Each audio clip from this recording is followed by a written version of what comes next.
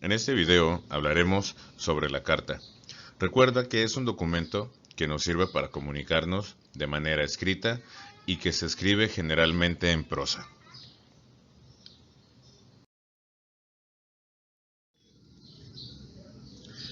La carta como tal requiere de un remitente y un destinatario, pero en este caso, la carta formal, que es en la que vamos a ahondar, requiere de abordar una solicitud, un reclamo o una aclaración. En este caso, podemos decir que la carta formal se puede clasificar en tres tipos. Como te decía, la carta de solicitud, la cual pide que se realice algo, la carta de reclamación, que se presenta de manera respetuosa para solicitar la corrección de alguna situación, o la carta de aclaración, que es la que se escribe para precisamente hacer énfasis y precisar algunos detalles como fechas, números y procesos. Entonces, todas las cartas formales se deben de cuidar en su distribución, pero sobre todo se debe de buscar la forma de explicar un problema en ellas o de hacer alguna petición. Para que comprendas esto mejor, estamos viendo ahorita unos ejemplos de carta formal y podemos darnos cuenta que dentro de esta hay cuatro situaciones que están muy presentes. Los antecedentes, el planteamiento del problema, la exposición de los motivos y obviamente la petición, que es la que se va a realizar.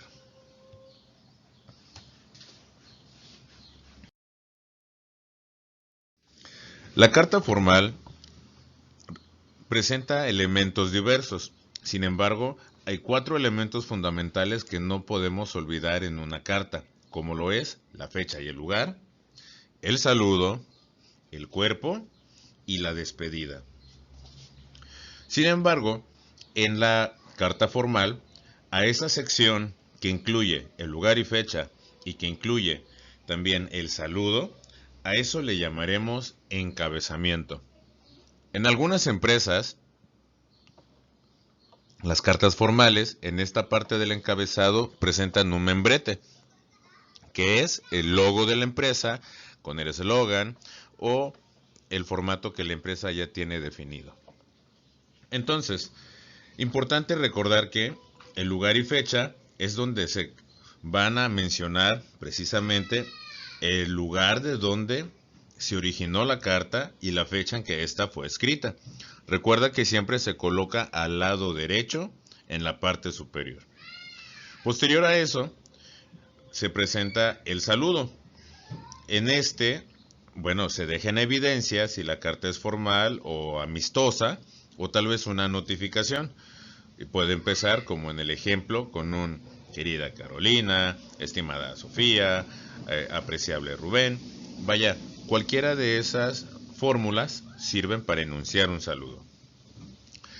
En el cuerpo de la carta es donde se encontrará el mensaje que se busca transmitir, es decir, la razón por la que se escribe la carta. En la despedida se registran los datos como buenos deseos, generalmente es un saludo corto, por ejemplo, espero que te encuentres bien, nos vemos pronto, cuídate y será hasta el próximo encuentro. ¿Sale? Si nos podemos dar cuenta, las despedidas son frases cortas. Posterior a la despedida viene el nombre y la firma. Recuerda algo importante, las cartas formales siempre deben de tener el nombre de quien las está escribiendo y la firma. Eso le da el carácter de formalidad. Recuerda que el nombre o firma forman parte también de la despedida de la carta. Y en las cartas informales no se requiere incluir el nombre completo ni el cargo de la persona que la está escribiendo. ¿Sale? Incluso podemos poner algún sobrenombre o apodo, pero en cartas informales. Este no es el caso. Posterior a la despedida, en algunas cartas aparece lo que es la postdata. En este caso, en el ejemplo, te lo incluyo, pero no lo incluyo como uno de los elementos de la carta porque puede que no aparezca siempre, solo en los casos necesarios.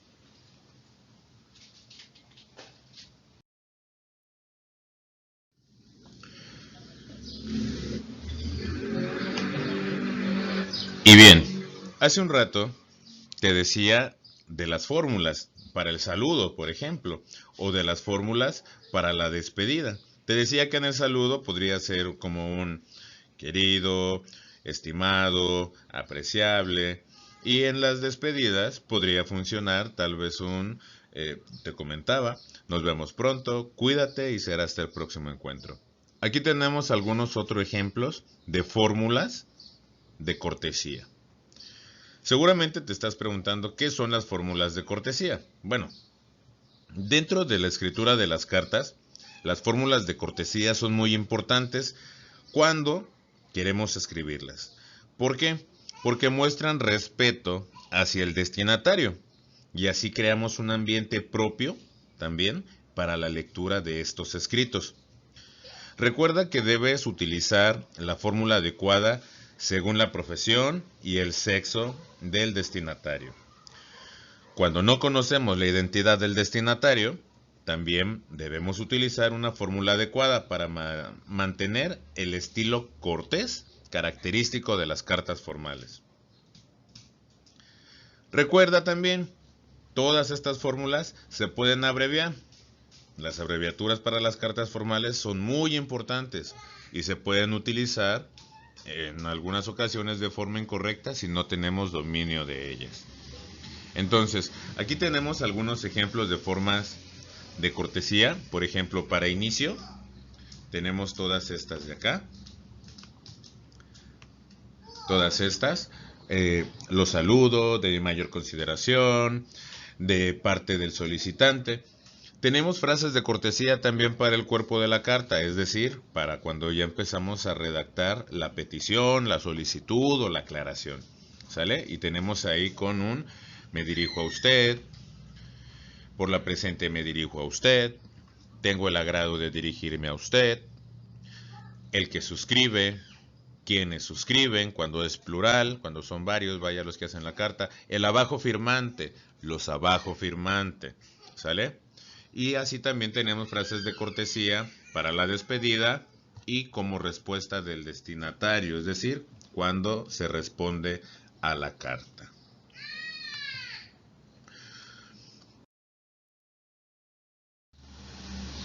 Recuerda que al momento de escribir una carta no debes olvidar registrar las frases de cortesía, ya que estas nos van a ayudar a mostrar respeto hacia el destinatario. Recuerda, son una muestra de respeto y por tal es importante que siempre estén incluidas dentro de las cartas formales. Y recuerda, van en 3 posiciones. Al inicio, en el saludo,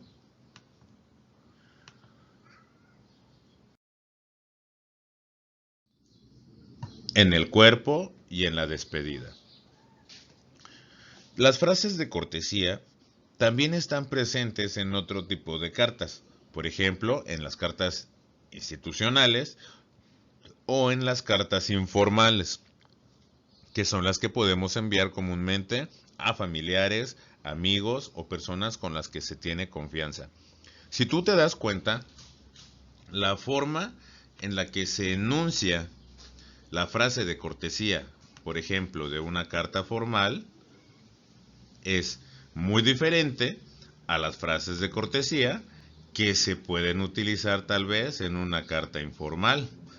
Un ejemplo, si tú vas a escribirle una carta al director para solicitar un permiso, tal vez cordialmente le solicito, ¿no? Porque es de una carta formal, esa es una fórmula de cortesía. Pero si quisiéramos usar una fórmula de cortesía de una carta informal, no le diríamos al director o a la directora, un beso o hasta pronto, un fuerte abrazo, reciba un fuerte abrazo. No, porque estamos tratando con una autoridad y en todo caso tenemos que dirigirnos a ella con respeto. ¿Sale? Los signos de puntuación obviamente también son fundamentales.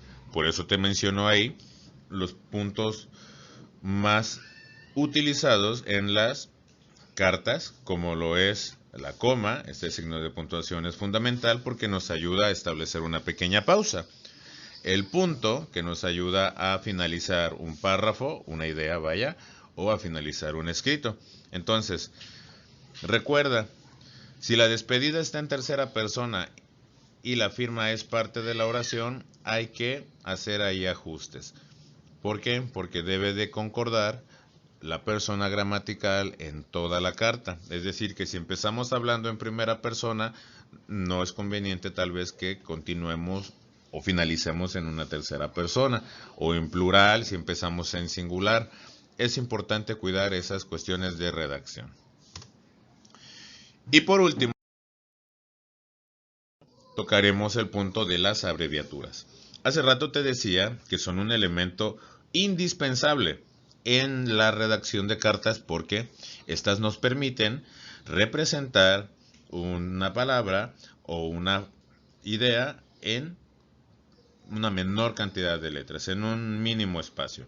Entonces, en las cartas formales es común usar abreviaturas, recordando que una abreviatura, te decía, es la forma más acortada de una palabra.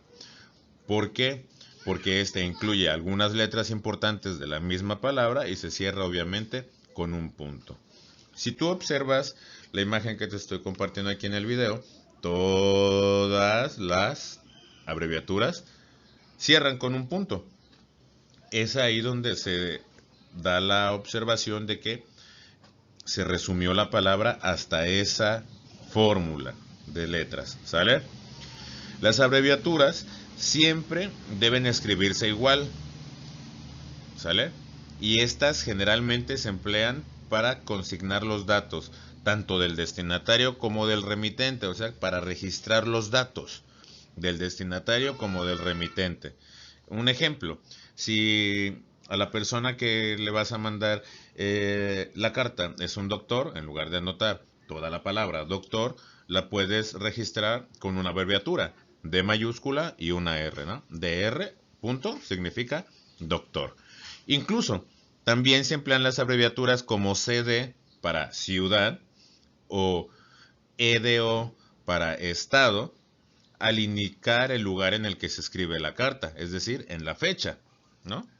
O municipio, MPIO, para indicar el lugar donde se está escribiendo la carta. Entonces, las abreviaturas son un elemento también que le da forma y estructura a la carta y que permite que ésta pueda incluir datos o nomenclaturas necesarias para transmitir el mensaje. Hasta aquí dejamos este video que habla sobre características fundamentales de la carta formal, así como los elementos de la misma, frases de cortesía y el uso de abreviaturas. Recuerda que las cartas formales se utilizan para dirigirse a una autoridad, a una institución o para solicitar, aclarar o hacer una reclamación. Buena tarde.